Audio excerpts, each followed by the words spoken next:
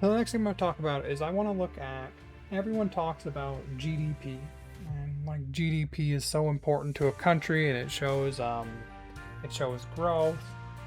And so I want to look at ways to grow GDP, specifically Canadian GDP, but probably good for every country.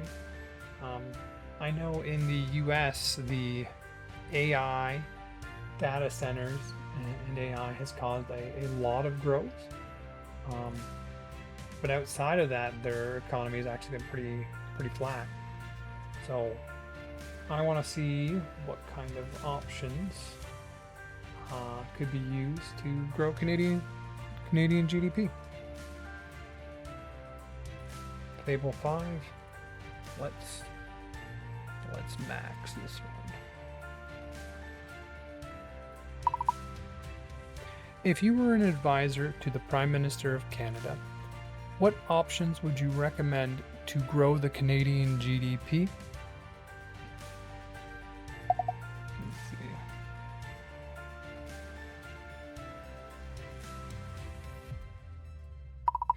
And improve efficiency. No, it's not efficiency. What's the word I'm thinking of?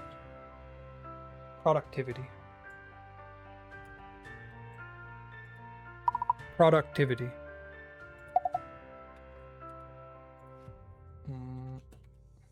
Okay, if you were an advisor to the Prime Minister, what options would you recommend to grow the Canadian GDP and improve productivity in the country?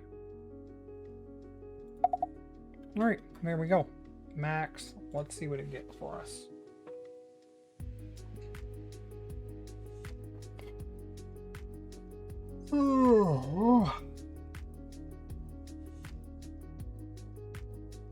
Recognizing substantive policy analysis needed for Canadian economics. Okay, we will let you do that. Okay, let's get back to what we're talking about. So, if you were an advisor to the Prime Minister of Canada, what options would you recommend to grow the Canadian GDP and improve productivity in the country? Let's see what it comes up with. Fun thought experiment and a timely one, because Canada's problem isn't really GDP growth in the aggregate. Rapid population growth kept headline GDP positive through 2022-2024, while GDP per capita actually shrank. The output per hour worked the output per hour work sits around 70% of US levels. So that means we're 30% less effective. A Canadian worker is 30% less effective in production for every hour they work compared to an American worker. A gap that's been widening. The Bank of Canada was blunt enough to call it an emergency. The diagnosis is fairly consistent across economists. Canadian firms invest roughly 55 to 60% per worker for every dollar American firms invest. Business R&D runs at about half of the OECD average as a share of GDP. Key sectors are oligopolies. Projected approvals are glacial, and the internal market is fragmented across 13 jurisdictions. So my memo to the MP would look something like this. The issues look bad when you lay it out like that. So Canadian workers are only about 70% as productive as American workers. That, in my opinion, largely stems from the 55 to 60 cents per worker for every dollar America's firms invest. Like, you invest 60% and you get 70% productivity. I mean, if you invest 100%, you should get 100% productivity. The issue you're going to run into is that this is a systemic long-term thing. And productivity and investment tends to build on investment. And so if you're not building it, even if you do the investment, you're not going to see the productivity gains right away. It's something that'll take time. You have to invest properly over years to get that productivity back. Um, and so that makes it less appealing, I guess. And so they're having an issue with it. Okay. Let's see. Number one, actually finish internal free trade. Yeah, this is something like they keep trying it and it keeps running into issues. Bill C9 knocked out the federal barriers, but those were the small slice. The provinces hold most of the levers. Push mutual recognition as the default. If it's legal to sell or practice in one province, it's legal everywhere. Full credential portability, harmonized trucking routes, direct to consumer alcohol. Estimates of the long run payoff range from a few percent of GDP to 200 billion a year, and it's the rare policy that costs the treasury nothing. Use infrastructure transfer as leverage on holdout provinces. Okay, so push mutual recognition as the default. If it's legal to sell or practice in one province, it's legal everywhere. This is an issue. Like they knocked out, as I said, Bill C5 knocked out the federal barriers to interprovincial trade, but a lot of the barriers are provincially based. I remember watching a video on if you are shipping certain goods from, I can't remember which province it was, but you literally have to change trucks from one province to the other because of the regulations in the other province, and it's just a massive hassle and a massive cost to trade and shipping, and a lot of that still exists and hasn't been dealt with. And this largely stems from, the federation, right? Like it is a collection of provinces and territories. Canada is, and so the provinces and territories are given a lot more power than like a state in the United States would have, and it has caused a lot of actual barriers to show up. And so, at least from a federal position, knocking out the federal barriers isn't enough. You need the provinces to knock out the provincial barriers as well. And it's recommending to use infrastructure transfers as leverage for those that do not want to, you don't want to get rid of your interprovincial barriers. Okay, we won't give you the infrastructure money. I mean, makes sense. That's it would be very beneficial to have what is basically free trade. We talk about free trade to the United States all the time, and yet there's so little actually talked about when it comes to interprovincial free trade. And although you technically have it, provinces have thrown up so many barriers that in practice, you don't.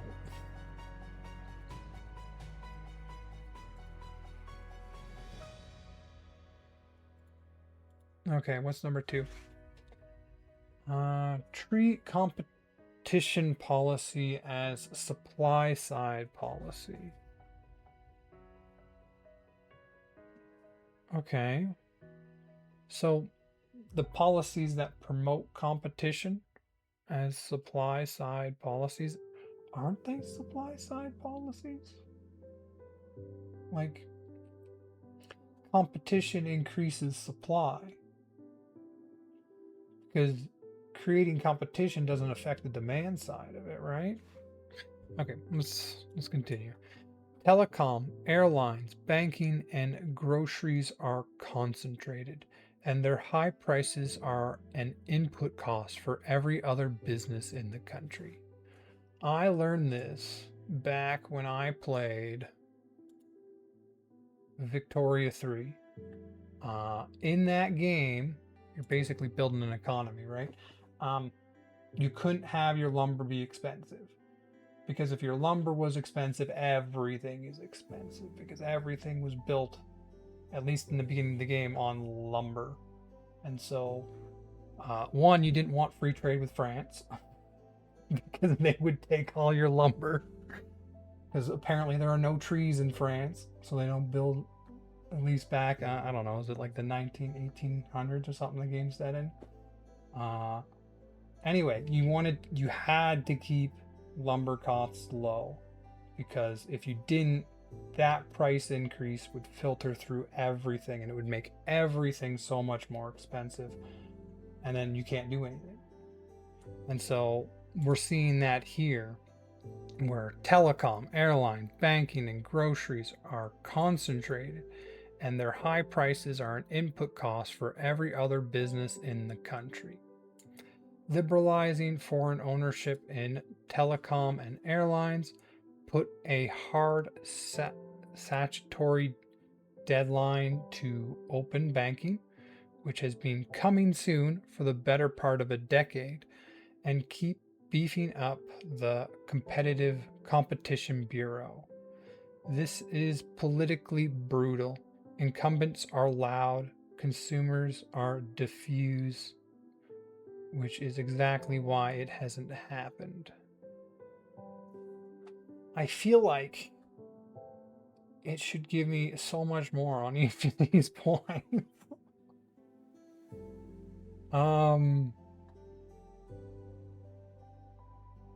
Consumers are diffuse. What? Okay, I don't care about sugar-free candy. Diffuse, define. Diffuse means to spread or scatter something over a wide area. So they're not. Incumbents are loud. Consumers are diffuse, so they're spread and they're not collective in the need to acquire this.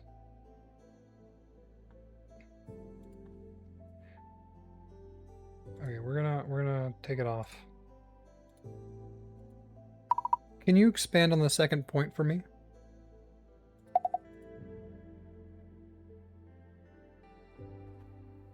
Because the first one didn't make sense. It's just getting provinces to actually remove their own trade barriers, and you use the infrastructure transfer as leverage on holdout provinces. Okay. Treat competition policy as supply side politics. Telecom, airlines, banking, and grocers are concentrated, and their high prices are an input cost for every other business in the country. Liberalize foreign ownership in telecom and airlines. What does that look like? Put a hard statutory deadline on open banking. I don't even know what that is, to tell you the truth. And keep beefing up the Competition Bureau. This is politically brutal. Incumbents are loud, consumers are diffuse, which is exactly why it hasn't happened. Okay. Happily, competition is arguably the most underrated lever in the whole list, so it deserves the deep dive. Okay. We will look at that. Competition, obviously, it's so important. Like, it's, if you end up with oligopolies, you can try to regulate them and make it more fair to a consumer, but oligopolies, they fundamentally hate competition. They'll fundamentally destroy competition, and if you allow that to happen, and it will make the society worse. And I think we see this specifically, from my understanding, in banking. There's a lot of oligopolies that are in banking, and it just, Like, it's just terrible for the actual consumer. Why concentration is a productivity problem, not just a consumer problem. The intuitive complaint about Canadian oligopolies is prices are too high, but the productivity mechanism is deeper and works through three channels. First, input costs. Telecom, banking fees, air travel, and payment processing aren't just consumer expenses. They're line items for every business in the country. A startup in Saskatoon, paying some of the highest wireless data prices in the developed world, plus elevated interchange fees, plus expensive domestic flights to meet consumers, is carrying a tax that its American or European competitor isn't. Second, the innovation incentives. Firms in comfortable oligopolies don't need to invest or innovate to protect margins. That is very important because we have an investment problem. We invest 55 to 60% for every dollar an American company invests. Like our company. So, like, comparatively. So let's read that again. Firms in comfortable oligopolies don't need to invest or innovate to protect margins. This is why oligopolies cause problems. This leads to underinvesting, and that leads to lower productivity, and eventually that leads to everyone leaving for more profitable businesses in the US. This is why oligopolies are so bad. They can rely on the moat instead. This is a big part of why Canadian business investment and R&D are so weak. Protected firms rationally underinvest because nothing is forcing their hand. Economists call this the quiet life effect, and Canada is practically a case study. Third, dynamism. Concentrated markets suppress the churn. Entry-exit scaling failure.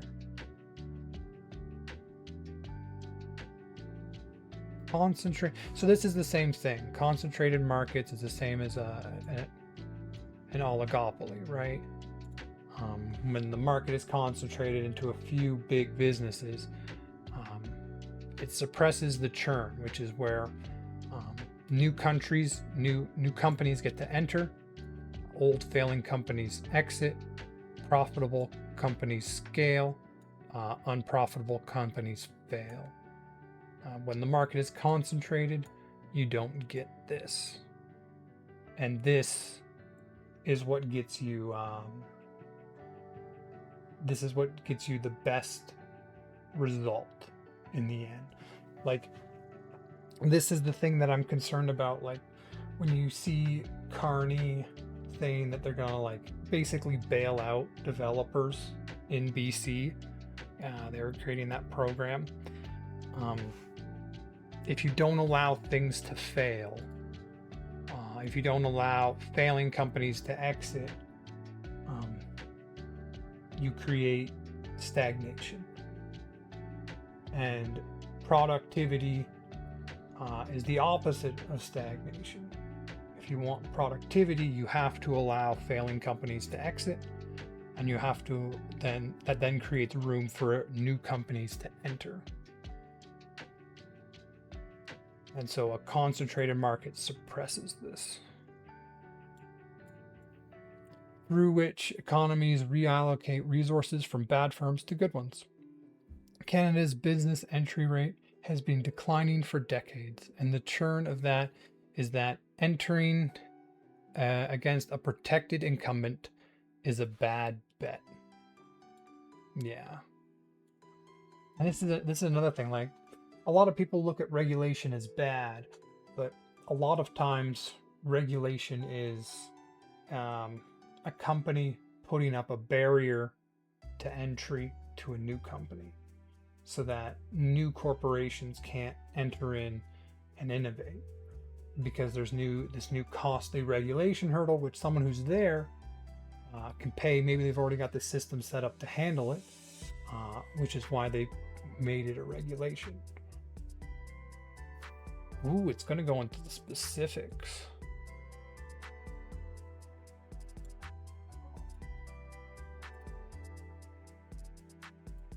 Okay. Telecom, 3 national carriers. The Roger-Saw merger in 2023 arguably took it to 2.5. The structural cause is the foreign ownership restriction in the Telecommunications Act. Carriers with meaningful market share must be Canadian controlled, which means no Verizon, no T-Mobile, no Vodafone can enter and discipline pricing. I was looking at that. Like in the US, there was this ad that I was just watching from YouTube, and it's like, oh, this new phone plan coming out, $15 a month. Look at this new carrier.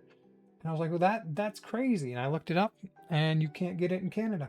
And apparently that is a regulation by the Canadian government that protects the Canadian carriers. So you have to pay like 50 to 60 a month rather than being able to pay 15. All because of Canadian government regulation. Like that is crazy. And that, as they say, like that is now an input cost on everything. You start a business, you have to pay that input cost. Every citizen has to pay that input cost. And it prevents low-cost companies from entering the market.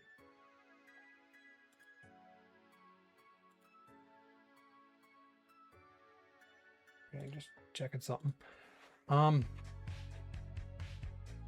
Yeah, the fix is straightforward to describe and the fix is straightforward to describe and politically hard to do. Lift the restriction outright, or at minimum for new entrants and small players. The counter argument is national security and network sovereignty, which is legitimate for core infrastructure, can be handled through security review, as it is for every other sector under the Investment Canada Act, rather than a blanket ban. The halfway measure Canada has tried, mandate wholesale access to MVNOs, can rent the big carriers' network, has been repeatedly watered down by the CRTC and produces resellers, not facilities-based competition who actually build.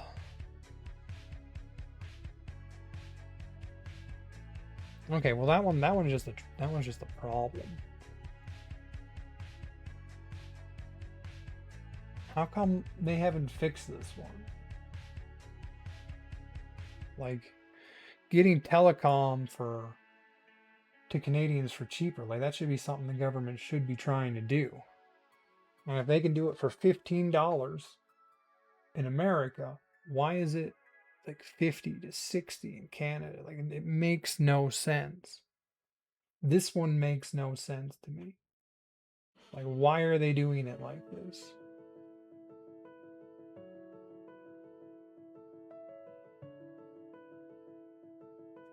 Okay, well, telecom, you're getting added to the list, because I'm gonna deep dive into you at some point. I assume it's money. Companies Canada. Telecom. Okay, that'll get me there. I assume it's money. but I mean, well, I'll have to take a deeper dive into that another time. Airlines. 2 national carriers. A 49% cap on foreign voting interests. 25% for any single foreign investor. And the big one, prohibition on cabotage. Meaning foreign airlines can't fly domestic routes. What? Is that why my flights cost so much?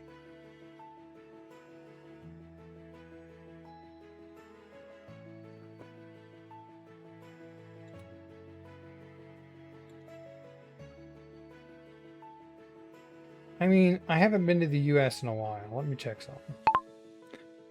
Flight from Edmonton to Toronto. Okay, we're looking. Prices have come up. 400, a little over 400. I'd say like 400 is the mid. Okay. Let's go from Toronto to. Oh no, so if we did Edmonton to Toronto, we need another big city somewhere in Florida, Miami. It's eyeballing it, similar distance. It's closer, honestly. It should be cheaper.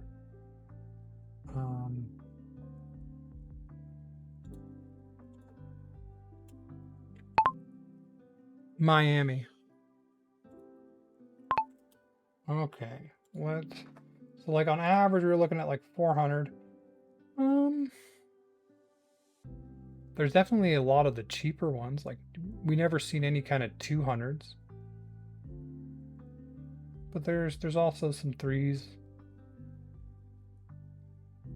Yeah, 2 to 300. Okay, so to fly across Canada is like $100 more, so that's like what? Like a quarter more expensive, like 25% more expensive for flying in Canada than it is to fly to the US, because foreign airlines can't fly domestic routes. I mean, I didn't even know that. That's crazy.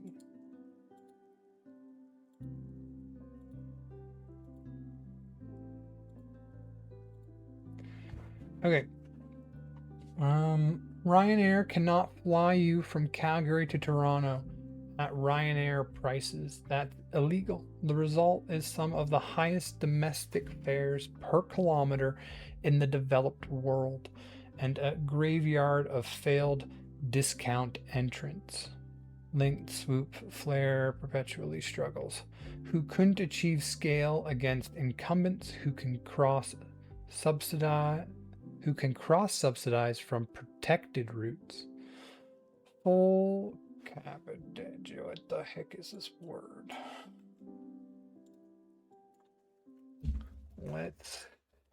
Full cabbage. Cabotage. Cabotage. What the heck is cabotage? Cabotage is the transport of goods or passengers between 2 points within the same country by a transport operator from the same country. Okay, so full cabotage means domestic routes. Domestic airlines must create the domestic routes, right? That's cabotage, I think. Full cabotage is probably a bridge too far politically. Okay, so full cabotage. Maybe, okay, I assumed, and now I don't. Cabotage is the transport of goods or passengers between 2 points within the same country by a transport operator from another country. Okay, I read that differently.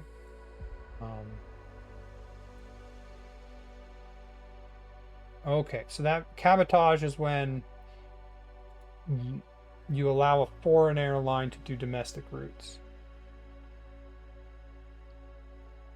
And there's a prohibition on cabotage, so foreign airlines entering the Canadian market. So full cabotage is probably a bridge too far politically. Yeah, but there's no reason you can't let some of them. But you could unilaterally open it for routes incumbents underserved, northern and regional routes especially, and raise the ownership cap to genuine majority control so a foreign carrier could actually buy and scale a Canadian discount airline. Australia allows 100% foreign ownership of domestic only airlines. The sky did not fall. So this is something you could just fix with policy. A 49% cap on foreign voting interest.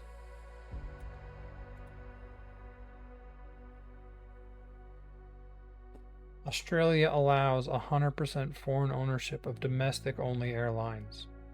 The sky did not fall. It probably got cheaper. Okay, I gotta make this its own section.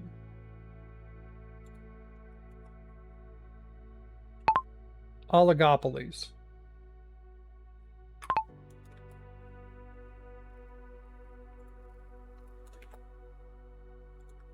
Because I'll get back to these at some point. Airlines.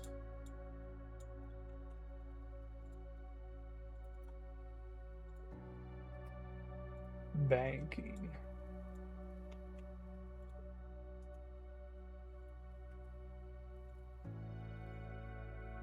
Groceries.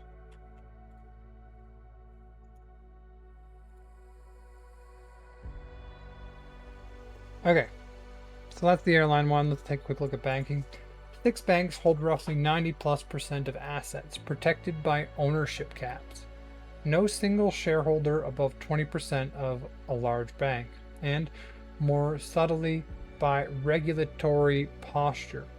OSFI is very good at stability and historically indifferent to competition. The stability is real and valuable. 2008 proved it, but the price is one of the most comfortable oligopolies anywhere. High fees, sluggish product innovation, and a fintech sector that mostly can't get at the incumbents' customers. The single highest leverage fix is open banking, consumer direct finance, mandating that banks let customers share their own financial data with competitors via secure APIs. This lets fintech compete for lending, budgeting, and payments without needing a branch network, and it makes switching costs collapse. The UK mandated it in 2018. Canada has been consulting on it since roughly the same year. Budget 2024 finally legislated a framework, and the file has crawled along since. The memo to the PM says, statutory go live date, penalties for slow walking done. Pair it with real payment modernization, the real-time rail itself years late, so money movement stops being an incumbent choke point.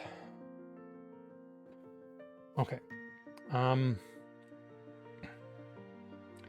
The memo to the PM says statutory go live date, penalties for slow walking done.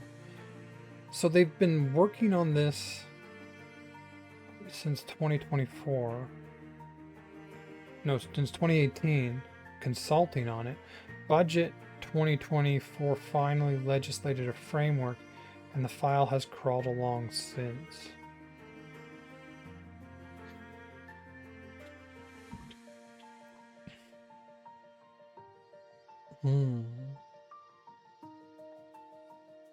6 banks hold roughly 90+% of assets, protected by ownership caps and more subtly by regulatory posture. Yeah, like banking is needed for everything. Like any business you want to make. Oh, ask him how to build a 350 SBC Barcelona. What?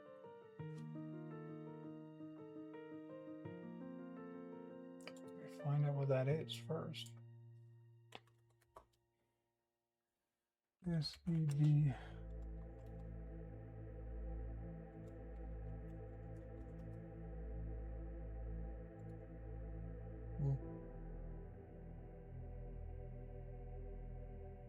Small block Chevy is a legendary engine introduced by General Motors. While he's one of the most popular V8 engines globally, it is famous for its simple design. How does that relate? I think I missed the timing on the comment.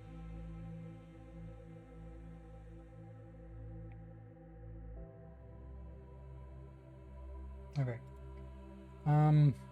Not used to actually having someone talk.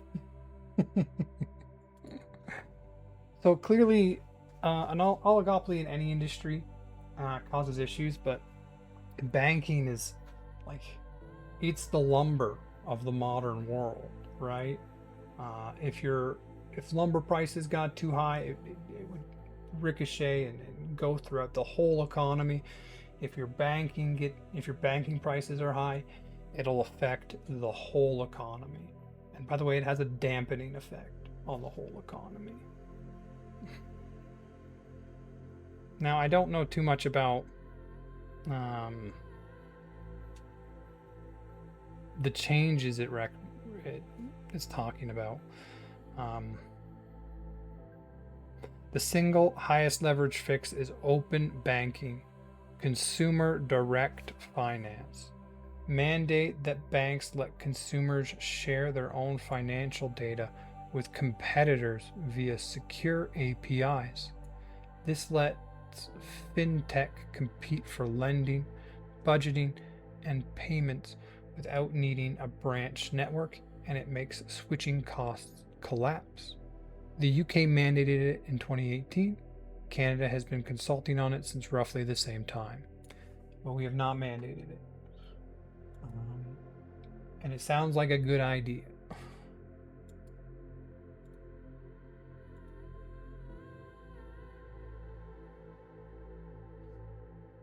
Okay, let's look at grocers. Why do we have so many oligopolies in Canada? Wasn't there like a competition bureau that was supposed to fix all this? More contested. 5 chains control the large majority of the market, and the bread price fixing scandal didn't help public trust. But honest analysis says grocery margins, while they've ticked up, are thin compared to telecom or banking. Okay. The biggest structural issue are upstream, concentrated suppliers, supply management in dairy, poultry, eggs, and property controls, where chains historically use restrictive covenants to keep competitors out of plazas they anchor. Okay, so the bigger structural issues are upstream from the grocers. So the grocers themselves are actually kind of competitive. And the issues are property controls, where chains historically use restrictive covenants to keep competitors out of plazas they anchor. The Competition Bureau's grocery study flagged exactly this. Fixes. Ban property controls outright. The 2024 Competition Act amendments made them easier to challenge, but a bright line ban is cleaner. Actively court foreign discounters. The interesting fact is that Allied and Lidl, who terrorized incumbent grocers everywhere they enter, have never come to Canada, and it's worth asking what would change that. And if the government were brave, touch supply management, which is a straight transfer from consumer to quota holders. Uh, no government will, because of Quebec and rural seats, but an honest advisor puts it in the memo anyway.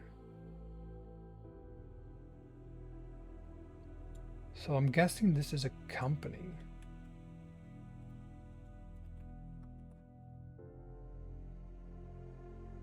A fierce rival discount grocery chain from Germany. Both keep prices low by selling mostly private label products and limited store size. Aldi focuses on maximum saving and efficiency.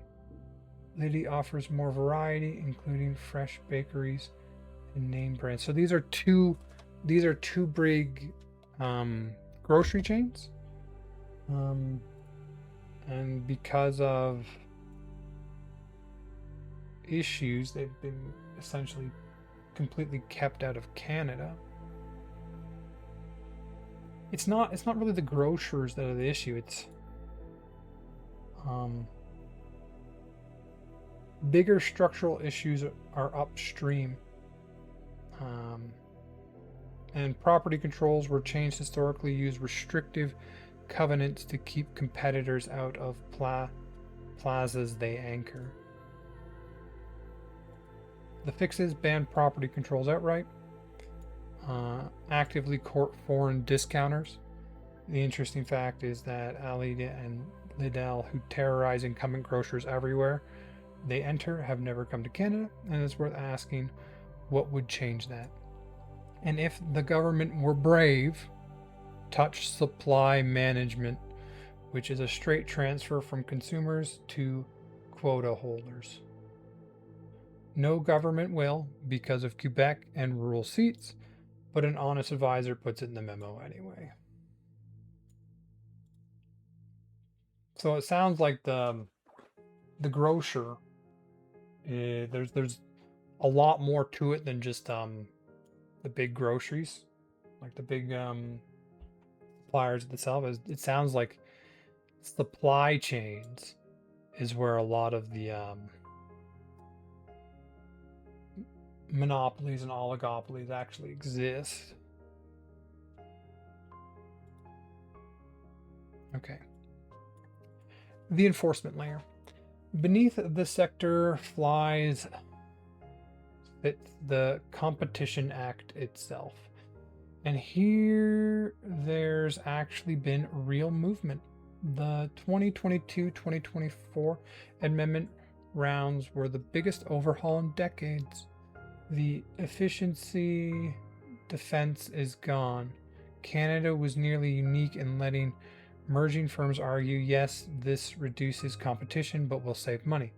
The Bureau gained market study powers with subpoena teeth.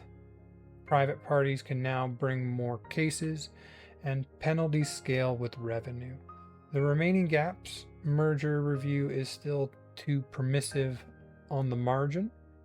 Reputable presumption against mergers above certain concentration thresholds, US style, would help. The Bureau's budget is small relative to peer agencies and the litigation firepower of the firms it faces, and the structural problem. The Bureau can, oh my gosh, I've said it wrong so many times that is now permanently wrong in my brain until I correct it. Bureau. Where's the O? Bureau. I don't see an O. Okay. The Bureau can only enforce the law. It can't fix statutory protectionism. No amount of enforcement creativity gets around the fact that Parliament wrote the telecom and airline ownership caps into law. That's why enforcement reforms and sectoral liberalization have to travel together. Well, it sounds to me like we should really fund this Bureau better. Competition Bureau? I say we give them more money, hire more people. Also, the whole fact that the telecom and airline ownership caps were put into law, like, that's the problem right there. This is what prevents productivity growth. Okay? Why it never happens. The political economy is the whole story. Each incumbent industry has concentrated, organized, well-lawyered interests with headquarters in politically important cities. The beneficiaries of competition are all 40 million people, diffusely, a few $100 at a time. Incumbents also make sophisticated national champion arguments, hollowing out head office jobs, sovereignty, which resonates especially in an era of tension with the US. Some of those concerns are legitimate. Most are self-interests wearing a flag. The counterframing I'd hand the Prime Minister. Protected national champions are weak champions. Firms that never face competition at home rarely succeed abroad, and Canada's chronic underperformance in producing globally competitive firms outside resources and banking is partly the residue of decades of shelter. The countries whose firms punch above their weight internationally, Sweden, Switzerland, the Netherlands, mostly run brutally competitive small home markets. If you wanted a sequenced version, open banking and property control bans first. Cheap, fast, already half done. Telecom phone ownership second. Biggest ban, one legislative change. Airline liberalization third. Supply management last, or never, realistically. But say last to keep hope alive. I'll flag the honest counterpoints too. Some economists argue concentration is partly a natural consequence of a small market spreading across a huge geography, that Canada can only support so many networks and airlines, and forced fragmentation could raise costs. There's something to the geography point for physical networks, less so for banking and groceries. And the foreign entry solution largely sidesteps it. You're not fragmenting the market, you're letting bigger players contest it. Okay, well, I mean, it all sounds good to me. I want to go through this section again, because this is just like, oh, how you'd actually, the order in which you could do it, if you could do it, because I'm like, or never, realistically. Touching supply chain, supply management. Apparently that causes problems. For some reason, Quebec doesn't like that. I don't exactly know why. But yeah. So there are counterpoints. Okay. I'm going to go through this one more time. The political economy is the whole story. Each incumbent industry has concentrated, organized, well-lawyered interests with headquarters in politically important cities. The beneficiaries of competition are all 40 million of us. I think it's 41 million now. Diffusely. A few $100 at a time. Incumbents also make sophisticated national champion arguments, hollowing out head office jobs, sovereignty, which resonate especially in an era of tension with the US. Some of those concerns are legitimate. Most are self-interest wearing a flag. The counterframing I'd hand the Prime Minister. Protected national champions are weak champions. Firms that never face competition at home rarely succeed abroad, and Canada's chronic underperformance in producing globally competitive firms outside of resources and banking is partly the residue of decades of shelter. The countries whose firms punch above their weight internationally, Sweden, Switzerland, the Netherlands, mostly run brutally competitive small home markets. So that's how you do it.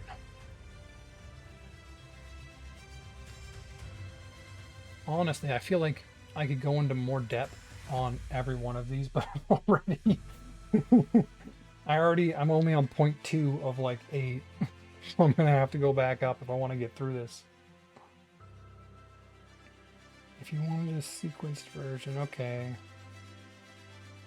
Alright.